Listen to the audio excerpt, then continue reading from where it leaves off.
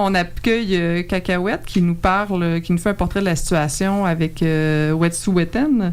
Donc, bienvenue parmi nous, Cacahuète. Merci pour l'invitation. J'aimerais dire avant tout que je suis une personne allochtone. Donc, je viens pour parler par rapport à la situation, donc en solidarité. Mais je ne parle pas au nom d'eux, mais je parle à côté d'eux en support. Donc, oui, je pourrais commencer peut-être à faire l'historique des événements. Donc, commencer par dire que au-delà du fait qu'on en parle jusque depuis, on va dire, peut-être le mois de janvier, où est-ce que c'est devenu tendu, l'affaire a tenu depuis 2007 au moins, où est-ce qu'il y a eu des projets, divers projets de pipeline qui ont voulu passer. C'était des noms différents d'entreprises, mais ça fait depuis longue date. Et même si on peut revenir avant ça, on peut parler aussi des luttes juridiques qui a eu lieu il y a de ça une vingtaine d'années plus tôt avec l'affaire Delgamuukw. Donc, on a vraiment affaire à des personnes qui ont une patience qui a été mise à rude épreuve pour en arriver à cette situation-là. Donc, voilà. Puis c'est à présent qu'on voit un peu le début de la lutte frontale qui arrive. Donc, à partir de janvier, où est-ce qu'il y a eu l'invasion des territoires, les raids par rapport aux différents camps comme Unistoten et Gidimt'en. Puis qui s'est arrêté par l'arrestation des matriarches durant la cérémonie. On peut se rappeler aussi de Frida Hewson, qui était une des grandes figures parmi les personnes arrêtées. Et par après, on a le début février où est-ce que là viennent les actions de solidarité partout dans le Canada, soi-disant Canada. Donc, avec les deux slogans, je pense qu'il mériterait d'être nommé, c'est Shut Down Canada et Reconciliation is Dead. Où est-ce que là, l'objectif est en fait de pouvoir bloquer tous les flux du dispositif colonial économique. Donc, on peut parler avant tout des blocus ferroviaires qui, je pense, sont les plus symboliques puisque les voies ferrées ont été à la base de la colonisation de l'endroit où on se trouve actuellement. C'est même, on pourrait dire que au moins dans deux des constitutions du Canada, dans les conditions des constitutions, il y avait en fait pour objectif de vouloir installer des voies ferrées pour faire le passage entre les deux bouts du continent. Donc, et par ailleurs aussi, donc c'est ça, à la fin du 19e siècle, mais on a aussi la création de la GRC qui a eu lieu par la même entreprise, la même entreprise des investisseurs coloniaux. Donc, oui, il y a eu plusieurs blocus ferroviaires, mais pas seulement. Il y a aussi des blocus de routes qui ont lieu, des artères des grandes villes. Il y a eu aussi des occupations de bureaux ici et là. Donc, ça va partout. On peut parler tant de Vancouver qu'on peut parler sinon de Kanawake, de Tyendinaga. Si on parle des Kanien'kehá:ka, des Mohawks, on peut parler sinon de l'Estigouche, si on parle des Mi'kmaq. Puis sinon, on parle aussi d'autres endroits comme Wemotaci. Plus récemment, on peut aussi parler de... excusez-moi, c'est qu'il y a divers noms, puis, mais il y a d'autres endroits, il y a plusieurs communautés qui ont été là. Donc, on peut parler de Hamilton.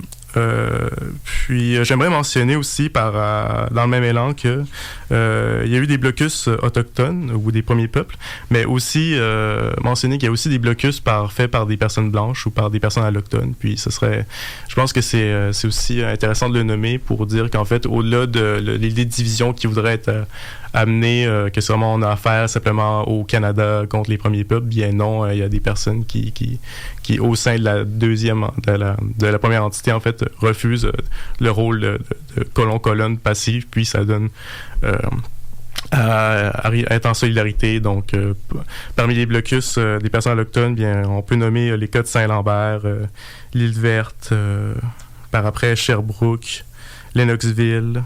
Donc, c'est ça. Puis aussi, entre autres, aussi on peut parler des personnes racisées ou des groupes racisés, donc des personnes immigrées. Donc, il y a eu Black Lives Matter Vancouver, par exemple, où il y a eu aussi les personnes asiatiques qui ont fait une déclaration de solidarité nommée asiatique en soutien de la juridiction et de la gouvernance Wet'suwet'en. Donc, c'est vraiment beau de voir l'appui de toutes ces personnes-là. Donc, c'est ça. Donc, puis actuellement, depuis lundi, là, les tensions vont juste être ravivées d'après moi parce qu'il y a eu une injonction qui a été passée à Tyendinaga dans un territoire Kanien'kehá:ka ou Mohawk. Puis, la même journée, il y a eu à New Hazelton aussi des blocages dans l'ouest du Canada. Puis il y a eu l'arrêt de au moins 2 chefs héréditaires, dont Gitzikan. Donc d'après moi, ça va amener qu'on n'est pas prêt de finir en entendre parler en fait de shutdown clientèle, de qu'est-ce qui se passe de la situation.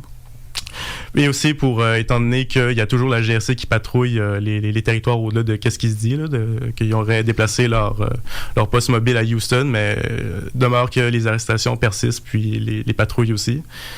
Donc, il serait à surveiller, en fait, il faudrait surveiller ce que disent, en fait, les chefs héréditaires pour venir à dire si vraiment les conditions sont respectées.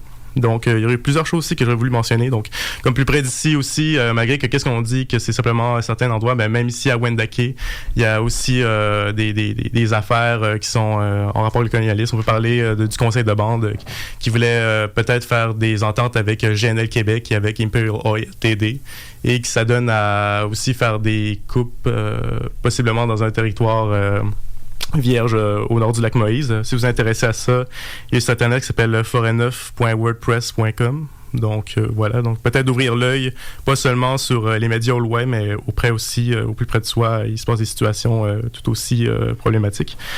Puis sinon, peut-être parler dans qu'est-ce qu'il y a à venir, au moins, au-delà des blocages peut-être. Il va y avoir le 4 mars une soirée de financement chapeautée par les féministes.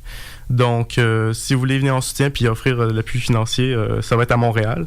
Puis, il se met en branle actuellement le 12 et le 13 mars, ici, plus près de nous, le 12 mars au soir à Québec, puis le 13 mars à Wendake.